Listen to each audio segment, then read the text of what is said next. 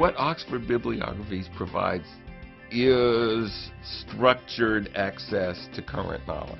It's a guide to cutting through what might be superfluous and zeroing in on what people should start with as foundational work. I really think it upholds the highest standards of scholarship, and that's very rare on the web. With the Oxford Bibliographies, you're being led to certain places where you can get the information and use it in the way that you want to use it. Instead of going online and hoping that I'd find something interesting, I was able to go right to the Oxford Bibliography and find the information I needed.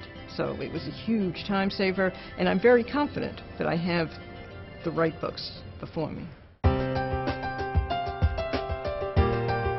Students seem to think that if something has been put into print, that it's somehow authoritative by virtue of the fact that it's in print. And we know from working on the internet now that that in fact is not the case. So it's good for students to be reminded of the traditional authorities by which knowledge gets transmitted. And this is one of those sources where authoritative expertise knowledge is being transmitted. I find it helpful if students and researchers are given access not only to what was published last year, but what was classic in the field decades before. It's very important for students to have the right information from the beginning, and if you send them to the best work, it will excite them.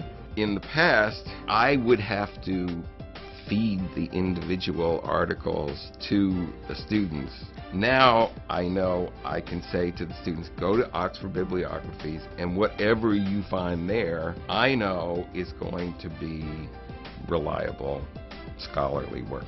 For me, reading a paper that has been based on reliable sources is infinitely more interesting and easier than having to start from scratch with a student. It saves me time because I won't have to explain so much. It will all be there for the students to access at any time of day or night.